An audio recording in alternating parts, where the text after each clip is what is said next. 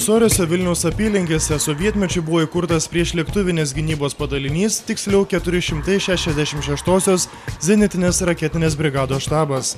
Prieš 17 metų iš čia buvo išvestas pirmasis sovietinės armijos dalinys iš Lietuvos.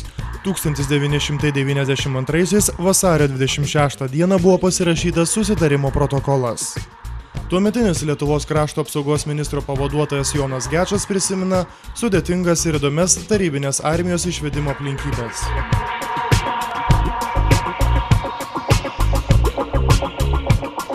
Mums tai buvo jau įrodymas, kad mes pirmieji faktiškai iš Varšuvos pakto valstybių pradedame išvedinėti sovietinę kariuomenę. 2 metais anksčiau negu iš Lenkijos, Vokietijos, Čekijos arba Latvijos, Estijos. Tai buvo didžiulė mūsų pergalė. Šoko terapija tam tikra rusų kariškiams Lietuvoje. Jie suvokė, kad iš tikrųjų jų dienos čia yra suskaičiuotos. Į šį išvedimą suvažiavo labai daug aukšto rango karininkų, 2-3 žvaigždžių generolų įvairiausių ir įvyko Visorių miestelėje karinis paradas, po to įvyko kolonos išrikiavimas, dalis dar žmonių liko, iš esmės technika buvo išvesta, na ir susirinko karininkų žmonos, o ir kareiviai, kaip matote, su ranko paspaudimais, net su 2 pirštais mes nugalėsim ir su įvairiais ir provokaciniais šūkiais. Ir karinis dalinys iš Visorių buvo išvestas ir perduotas Krašto apsaugos departamento žinion. Ten buvo įkurtas Krašto apsaugos vienas iš batalionų, o dabartiniu metu Gedimino štabo batalionas. Kaip mes jau vėliau sužinojome, kai buvo išvedami daliniai iš Visorių ir iš Mickūnų, šitų raketų čia jau nebuvo. Jos buvo išvežtos žymiai anksčiau ir buvo išvežtos slapta, mums net nežinant. Iš esmės čia išvažiavo tik patys sunkvežimiai su muliažais. Mes palydėjome jos, įsivaizduodami, kad čia išvažiuoja raketos, iš tikrųjų jos buvo išvežtos paslapčiom. Kodėl pirmieji Rusijos kariniai daliniai pajudėjo iš Visorių? Juk viena svarbiausių gynybos grandžių yra priešlėktuvinės gynybos ir oro erdvės stebėjimo sistema, į kurią buvo įtrauktas ir Visorių dalinys, bei netoli Visorių Mickūnuose dislokuotas zenitinių raketų kompleksas S-300. Juo labiau, kad tuo metu Rusijos kariškiai apskritai neigia galimybę išvesti savo armiją iš Lietuvos. Esą mūsų šalyje visi dislokuoti daliniai yra vieningos Sovietų Sąjungos gynybinės sistemos dalis. Dažniausiai buvo akcentuojama priešlėktuvinė gynyba. Tai yra suprantama, nes po garsaus Rusto skrydžio į Raudonąją aikštę su lengvuoju lėktuvėliu, kuris akivaizdžiai visam pasauliui pademonstravo Sovietų Sąjungos priešlėktuvinės gynybos ir ypač Maskvos zonos priešlėktuvinės gynybos trūkumus, Baltijos valstybėse, Lietuvoje, Latvijoje ir Estijoje, iš dalies Kaliningrado srityje ir iš dalies Baltarusijoje, egzistavo taip vadinama Talino oro erdvės stebėjimo ir gynybos linija.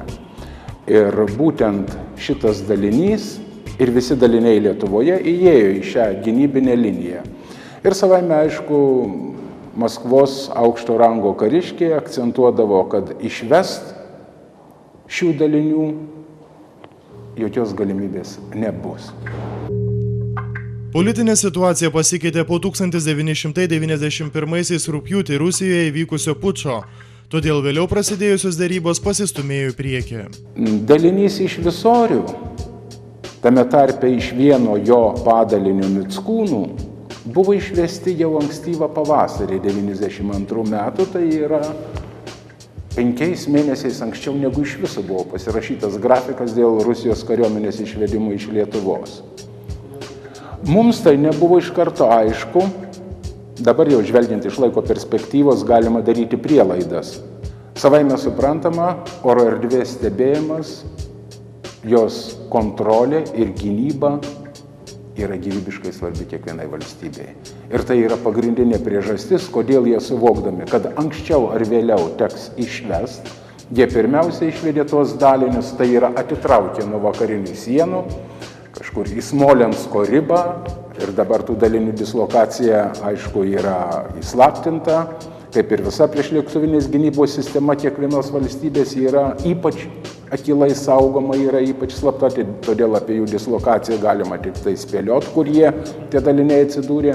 Bet savaime aišku, kad jie buvo atitraukti nuo vakarinių sienų keletą šimtų kilometrų, tam, kad užtikrint toliau vakarinės Rusijos dalies oro erdvės kontrolę, apsaugą ir gynybą.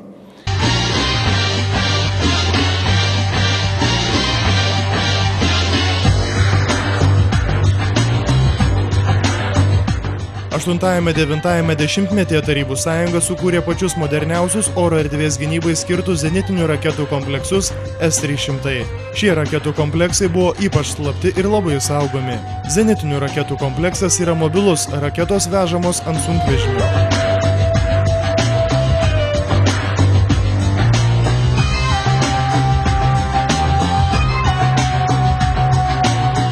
Tik po keletą metų iš Baltarusijos keletas tokių zenitinių raketinių komplektų pateko į vakarus. Ir jie buvo išslaptinti, dalis jų buvo išslaptinta, dalis įrangos išslaptinta.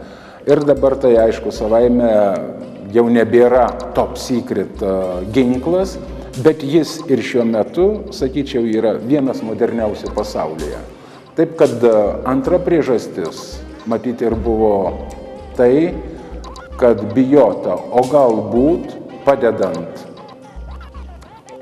kaip jie įsivaizdavo, vakarų spectarnyboms arba mūsų kariams, tie ginklai gali patekti į vakarų rankas, į NATO rankas ir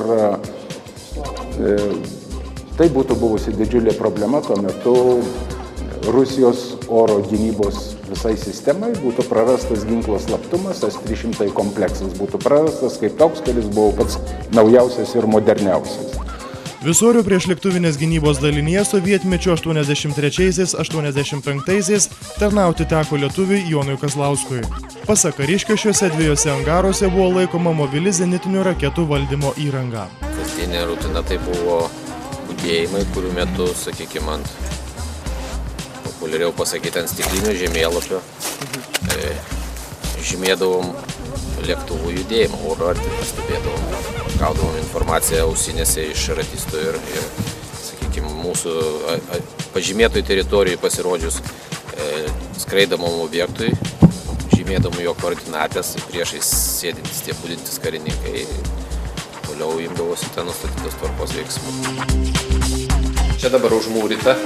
Tai čia buvo darbo vieta, tai planšetistų tas skyrius sėdėdavo, toks stalas buvo, laidai. Ir va čia, jeigu pažiūrėt, rėmai likę, čia tas va buvo, kaip sakykime, tolimas erdvės žemėlapis. O ten prieki, kur tai būdavo tas operatyvinis budėtojas. Tai taip išeina, kad jūs gaunat kažkokį, kaip pasakyti, informaciją, ar ne, kad lėktuvas skrenda ir jūs pasižymit žemėlapį, ar ne? Kur ir vėl gaunat ir vėl pasižymit. Tašką piešdavai, išneši tokius duomenys jo lėktuvo ten, kaip tos buvo dabar. Savas lėktuvas, be atsako, tai tipo jau tada priešo lėktuvas. Iš čia būdavo komanda, sakykime, duodama ar tą taikinį numušti, ar ten gaudavo, jie praneždavo aukščiau stovint. Tai berods Rygoje buvo štabas ir gaudavo komandą numuštą ar nenumuštą, sakykime, objektą. Jonas Kazlauskas prisimena, kad Sovietų sąjungos oro erdvę trumpam pažeisdavo svetimų šalių lėktuvai. Tokie kariniai taktiniai žaidimai vykdavo dažnai. Tais laikais, kaip čia figuravo tos švedų, žinot, Bornholmo sala, dar ten buvo, tai ten skraidydavo tie žvalgybiniai lėktuvai, tai vieną kartą per budėjimą yra buvę, kada kaip jie skleisdavo trukdžius tos ir įskrisdavo dalį į, sakykime, į teritoriją, ten išskrisdavo ten.